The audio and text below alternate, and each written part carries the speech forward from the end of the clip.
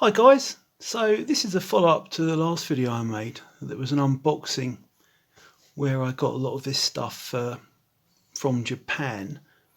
So I got this PSP Go from Yahoo Auctions using a proxy buyer called Zen Market, and in the same consignment I also got this PSP Go dock. So even though it's from Japan, as far as I can see, the docks are region free and the model number and everything's identical, so I imagine this is identical to the same dock that you would have bought in the UK back in the day. Of course, these things are very expensive now. I got the PSP Go and the dock for about, I would say, 2/3 of their costs in the UK on eBay and places like that. So it was worth going down the Japan Yahoo Auctions route, I think. So I've modded the PSP Go. Very, very easy to do. As you can see, I've got just the standard Pro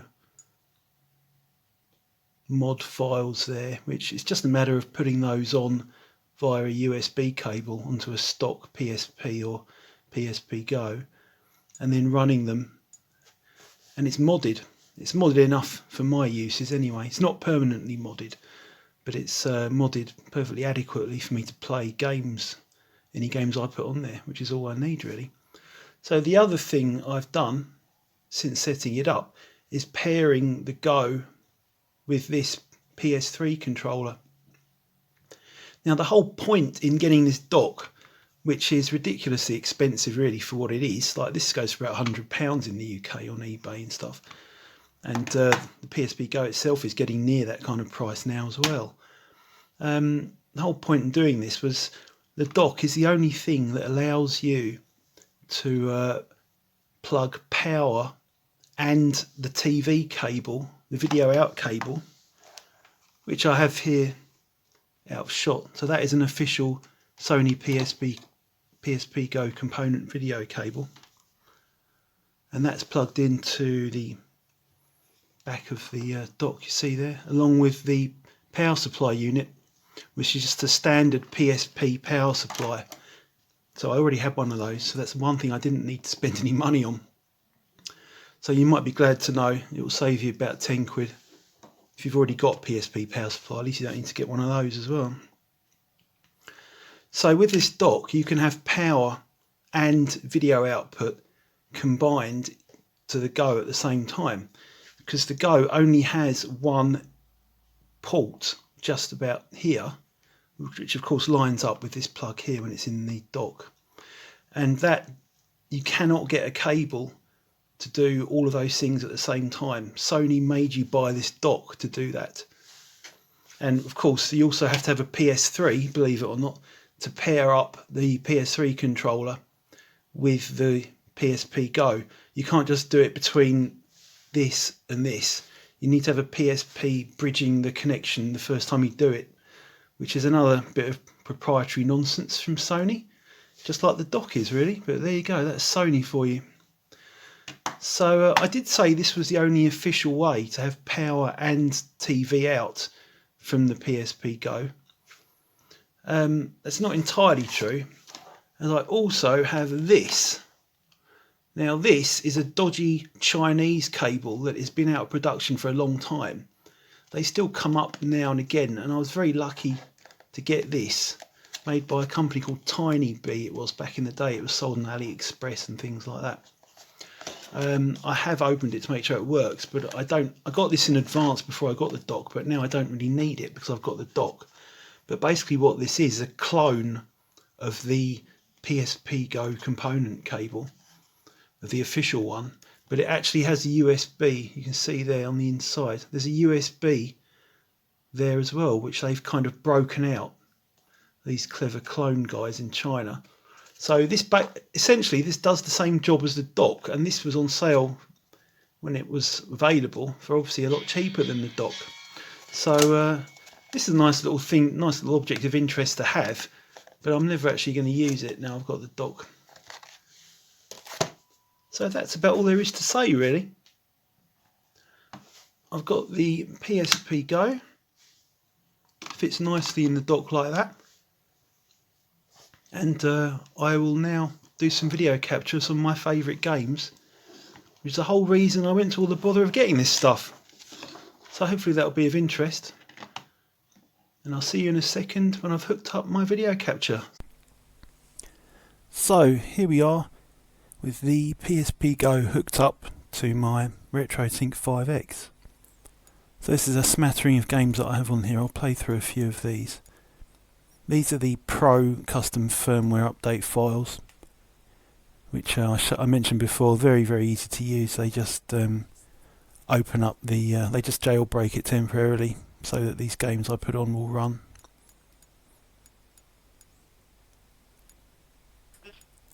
So let's start with a bit of Darius Burst. If I can press the right button.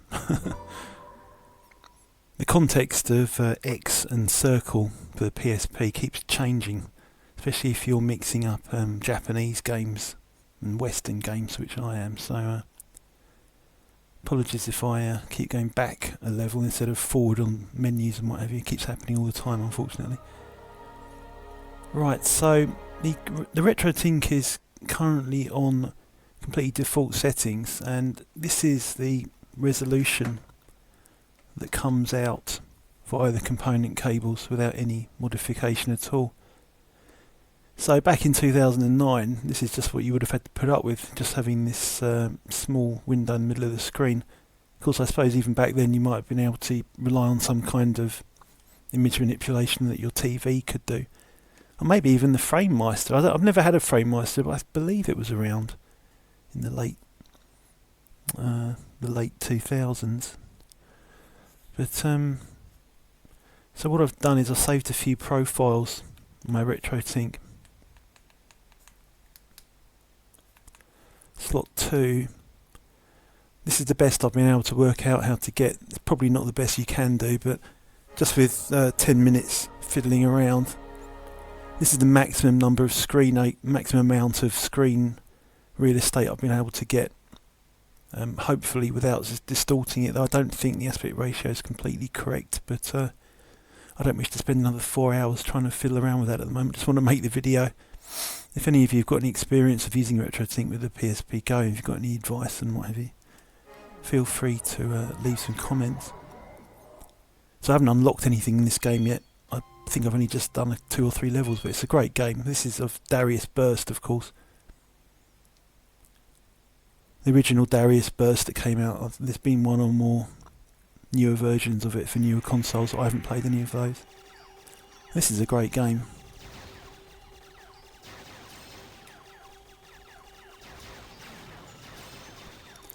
I'll just do one stage of this, something like that, and go on to another game.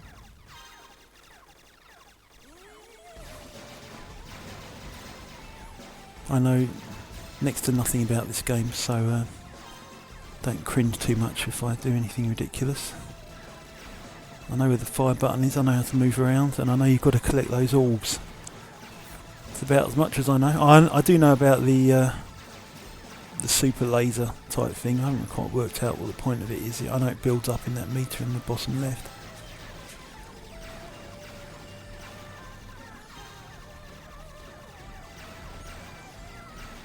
But the finer points of it, I have no idea. It never seems to last very long. Whenever I try and use it against the boss's super laser and what have you, it only ever seems to last a couple of seconds, even when it's fully charged. So I don't think I'm using it to its maximum capability. I'll have to read some instructions for this game or something. God forbid.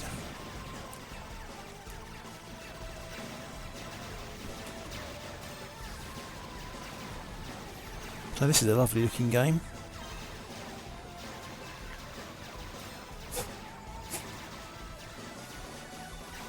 Excuse my dog there, snorting away. Seems to have had a bit of a sneeze there.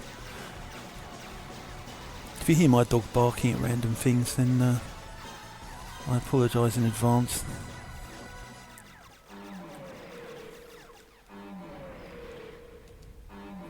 She seems to have a problem with me going around the back of the TV, which is bizarre. So I always try and make sure I don't have to do any more cable adjustment during a recording session. So I do all that in advance. She tends to bark at me when I go around the back of the TV. I think she probably thinks it's like a portal to a dangerous world or something around the back of the TV. Probably because of all the weird images that appear on the front of it. So she seems to stress her out whenever you plug anything in and out the back of the TV.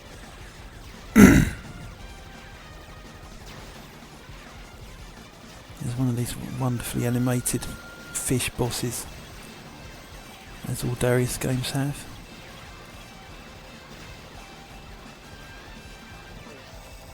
And there you go.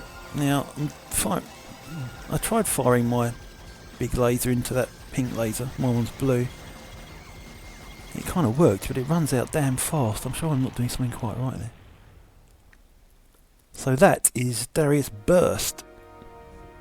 Now another game which is going back 15 years or so when I first heard about it, and it's one of the things that made me most interested in PSP when I heard it was going to come out, was the PSP version of Ghosts and Goblins called Ultimate Ghosts and Goblins. So let's give that a blast.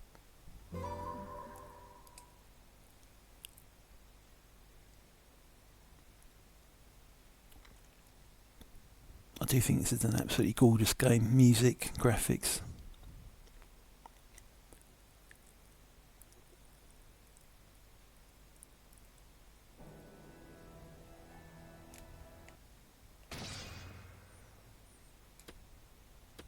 Let's start. I do have a game saved, but I haven't got a huge amount of progress. Let's just start from the beginning. Just do the first stage or something.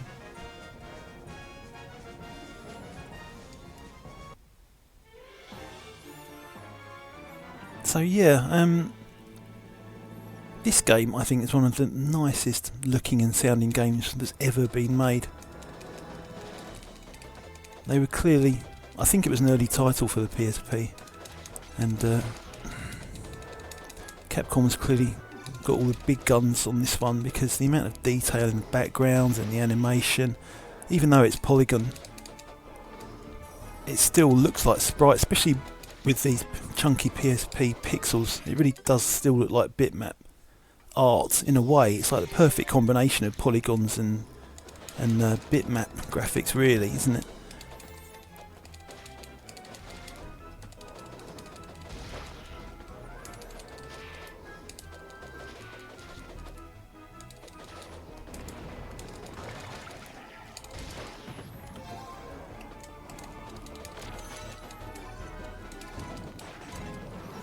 And I've been trolled. Hopefully I'll get a knife soon, because I do not like this blue flame weapon. Ah, and here we go. So yes, as with all Ghosts and Goblins games, it's hard as balls. But the one saving grace of this one is you do get immediate respawn after death. And you get a generous number of lives as well, which does make a difference. I think I don't know if they intended to design the game like that, but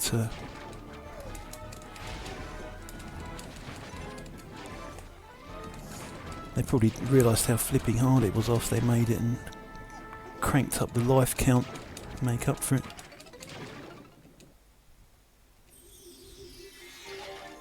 So I'm making an absolute pig's ear of this attempt, but a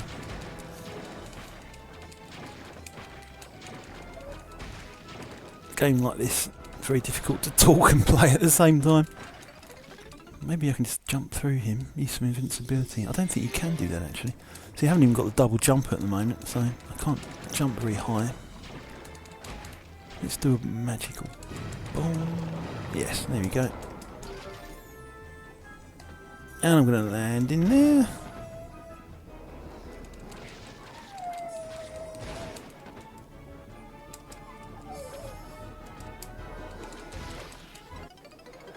So many trolly jumps and platforms in this game. Lots of things I can't quite reach at the moment because I haven't got the double jump. I do want that, even though it's not as good as a knife, it's better than the whip.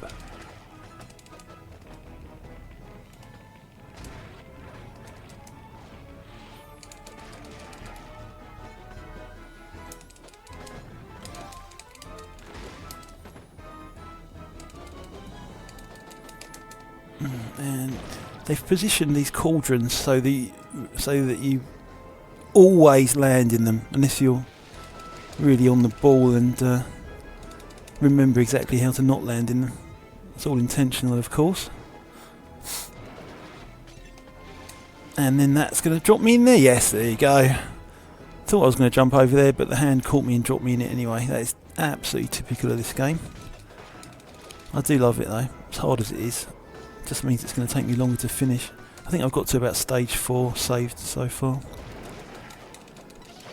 I've got some better weapons and magical powers, so it does get easier. And unlike other Ghouls and Ghosts games, you can teleport to other parts of the game after you've gone past certain way markers. So you can teleport back to stage 1 and what have you, and once you've got extra powers, it's a lot easier, and there's certain pickups and things that you can reach that you couldn't reach before. So in that respect, it's at the time it came out, at least it was very original. So this is stage 1 boss. I might not try and actually finish him, but I'll just give you an idea what the graphics are like. I think that'll do for that game. Awesome graphics, awesome game, extremely hard. Definitely one for seasoned Ghouls and Ghosts, or Ghosts and Goblins fans only, I would say. So there's 3 more games I wanted to play. 2 of them are on this Salamander portable collection.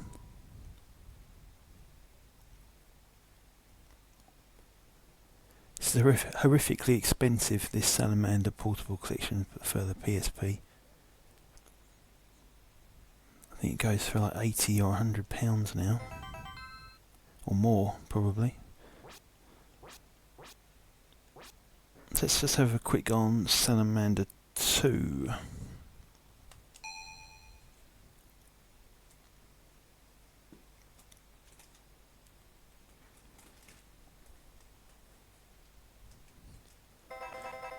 Put some credits in. So this is another very nice looking game. It was an arcade originally. It has come out on the PS1 in the Salamander Deluxe pack, which I do have in my collection. I'm a bit of a nut for Salamander and Gradius games, probably my favourite series, with a bit of Parodius as well. I kind of lump all those games together because gameplay wise they are essentially the same kind of games, really, aren't they?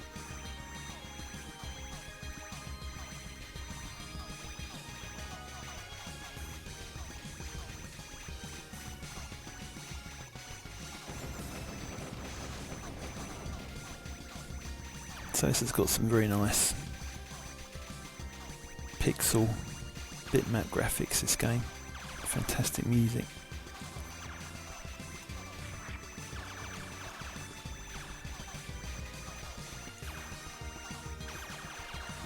And after I've done this, I'll go to one of the other games in this collection, which is actually an MSX game originally.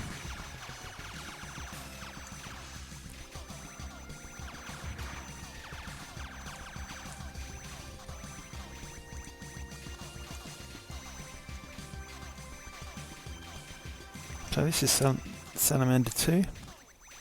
I'll just have a go at this boss and we'll go on to the next game.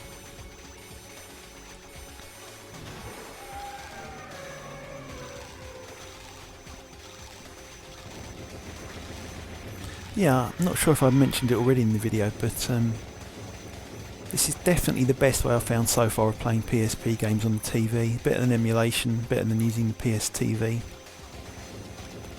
So I will post this link to this video in the thread I started on the Shmups forum, saying that the PS TV really was a bit of a disappointment for playing PSP games.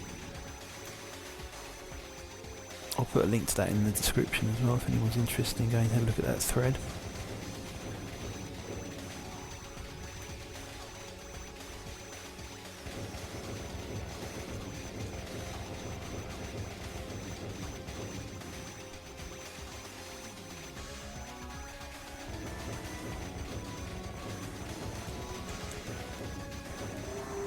that's the boss of stage 1 over. Alright, let's go to another game in this collection. So the game I'm going to play now is was originally an MSX game. Was kind of remastered back in the early 90s for the X68000. But it was called Nemesis 2 or Gradius 2 back when it came out. And it was a home computer only entry in the Gradius series. Now on the MSX it had this, the MSX's notorious choppy scrolling, which moves about an inch at a time. And one of the interesting things about this Salamander collection is Konami actually smoothed the scrolling out. And as far as I know, it's the only time they ever did this for a release of this game. And I've just got one of the worst weapons.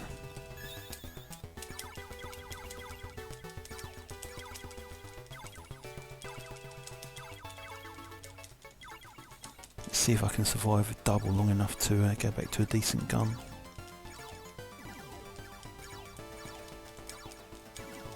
Gonna have to go get a laser, aren't I? So yeah, it was re-released as Nemesis 90 Kai for the X68000.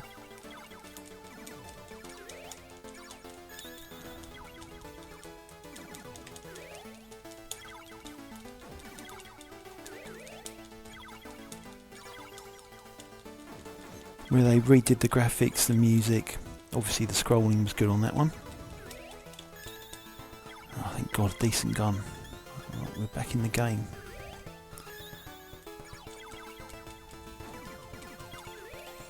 But yeah, I'm not going to play a hell of a lot of this. Just thought it was something people might be interested in. I'm going to go on to a PS1 game now. And that'll be my final game, just to give a bit of a demo on playing PS1 games on the go, hooked up to a TV.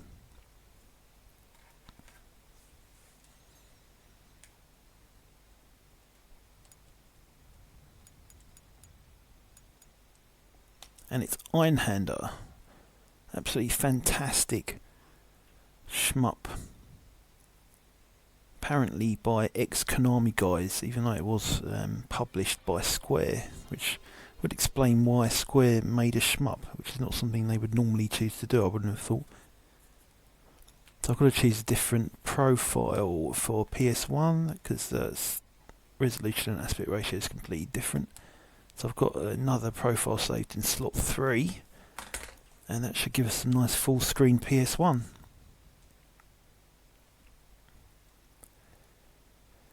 Now one issue I found is that, I'll just demonstrate it. If you go into this menu when you're playing a PS1 game on the PSP, if you're playing it on the PSP, on the actual screen of the PSP, you go into other settings, you get a choice of 2 different choices on screen mode here. It's normal or original. When you plug a TV cable into a PSP, like I am at the moment, it greys it out and you only get the normal. And normal does actually slightly expand the screen and soften it a bit, which is not such a problem when you're playing it on the PSP screen, but obviously I'd like playing it on a TV using an upscaler. I'd like to be starting off with the sharpest graphics possible. Unfortunately you can't do that when you're using a TV cable.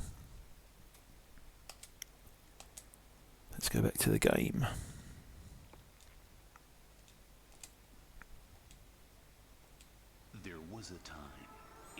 So yes, this is an absolutely fantastic game. I was completely unaware that it existed back in the 90s when I had a PS1. I do believe it came out in Europe, but somehow it just completely passed me by. I had R-Types and Ride and DX. I think they were the only shmups I had for PS1 back then. Of course, we didn't have the luxury of massive databases of games on the internet at our fingertips back in the 90s. So it wasn't always easy to be completely aware of every game that was available for a system like it is now. It's got a great kind of cyberpunk Blade Runner type of atmosphere, this game. Innovative weapons system. You can hold 3 weapons and cycle between them. You can change the mounting position of them. See the guns flipping around there. So they behave slightly differently depending on which way you've got them mounted on your ship. There's even a kind of way in this game you can punch or kick. I think it only happens when you haven't got any weapon pickups. You can actually kick with a kind of robotic foot. If you're near an enemy, you can kick them to damage them as well as firing at them.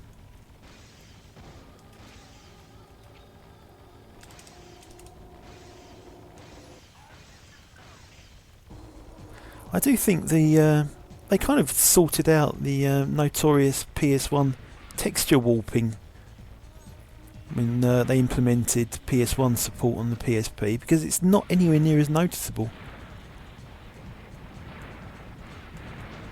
Now, that could be in my imagination, or it could actually be something that they thought about when they made the PSP able to play PS1 games. It's something I'll have to look into, but I have noticed some of those, see the textures on those background buildings there. When you're playing this on a PS1, you do see those textures warp a bit, which is just inherent to the way PS1 rendered textures, unfortunately. Now, if I shoot this guy in the head, I can dispatch him a lot quicker. Unfortunately, he's shot me, so that's not going to happen anytime soon. This game's fantastic in that all the bosses have multiple hit points, and depending on which bits of them do you destroy first, their behaviour changes completely. It's very, very clever stuff.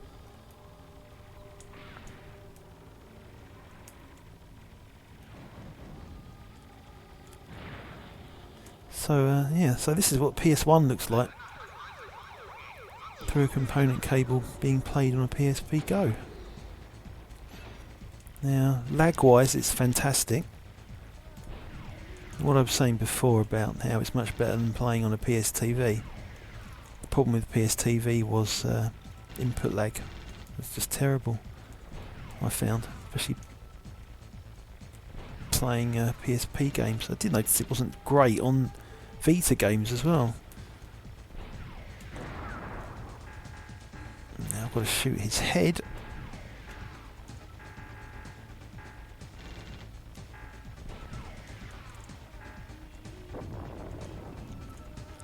So that's Einhander. So if you've got any questions about using the PSP Go hooked up to a TV, feel free to post them on this video. And I will see you in the next one. Thank you very much.